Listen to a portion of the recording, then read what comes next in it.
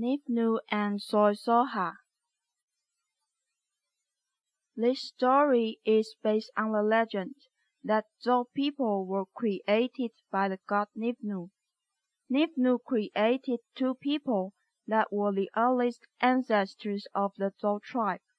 The Zhou people thanked these ancestors for giving the tribe an abundance of children, which ensured their tribe's longevity. Nifnu taught the Zhou people various survival skills and knowledge about the nature that surrounds them. He taught them how to fish, hunt, weave rattan, and recognize the value of white millet as their main staple. Later, the Zhou people learned to raise crops on their own. However, Nifnu did not teach Zhou people grow vegetables.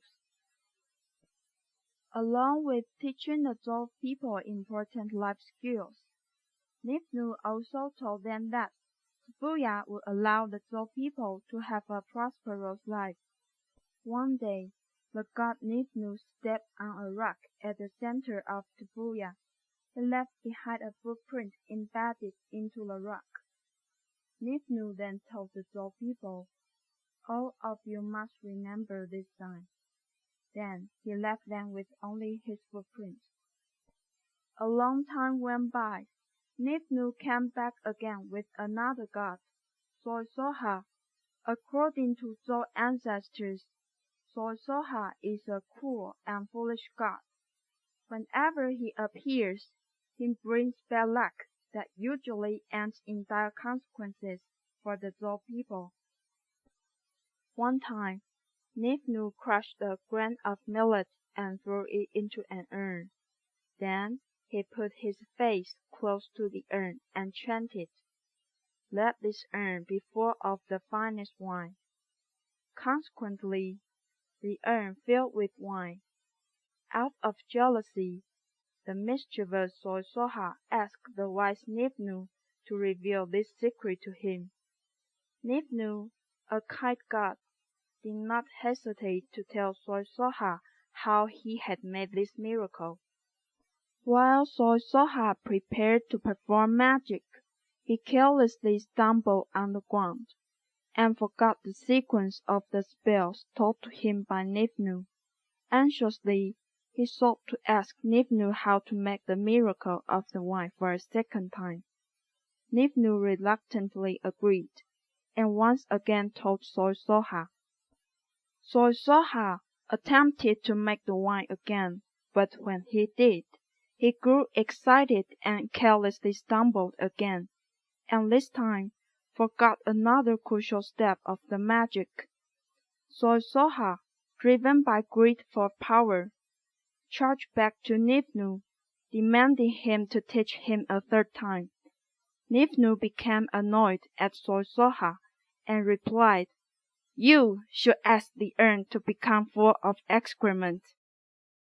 Soha listened and blindly followed Nifnu's instruction, but in the end, the foolish Soha received exactly what he had asked for.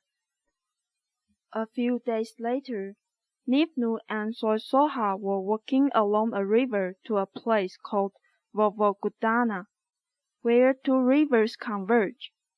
Nifnu decided to wash his hair in admiration of his beautiful surroundings. When he pulled his hair out of the water, there were lots of petals from an orchid floating on the surface of the river, where he had just dipped his head. Soha was amazed and, out of envy, decided to try for himself.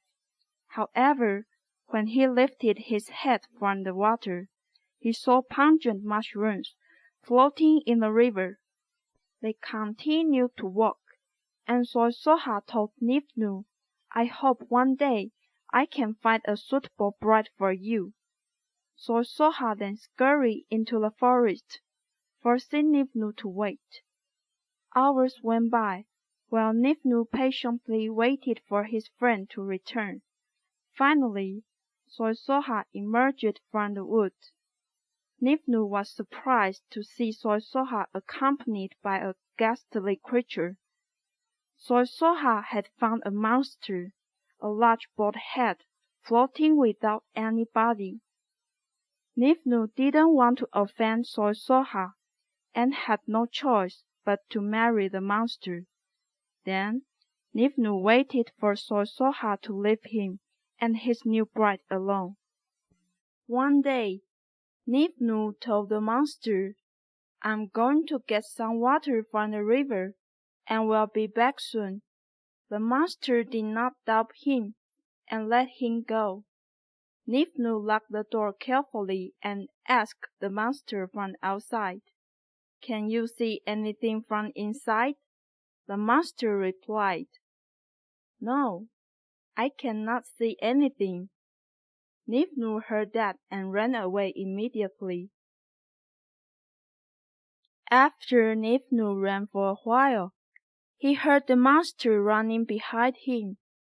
Nifnu ran to a small cave in a big rock, so the monster got stuck in the opening and could not move. The monster was angry and yelled to Nifnu, "Although I'm stuck here now, eventually I will become the thatch with sharp thorns that will hurt the Zhou people while they are working." From then on, Nifnu swore to never meet the mischievous Soisoha again. Soisoha, annoyed that Nifnu escaped from the monster, wanted to harm Nifnu. So he dug a big hole as a trap and pushed Nifnu into the hole.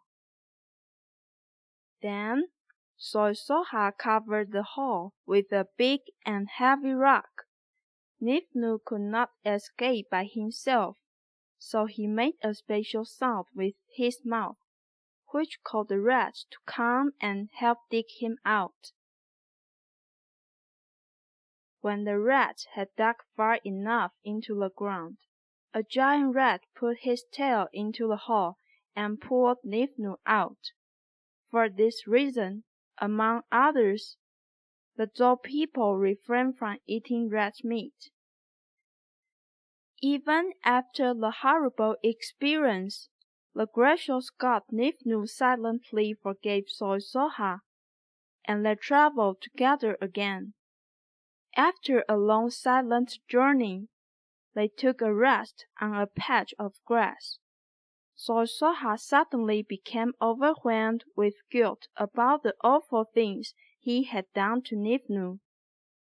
Unable to bear it, he slipped away like a coward without even bidding a simple farewell to the kind god.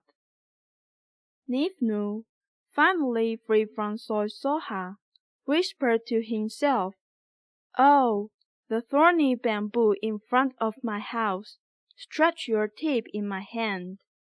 Miraculously, the tip of the bamboo stretched into Nifnu's palm.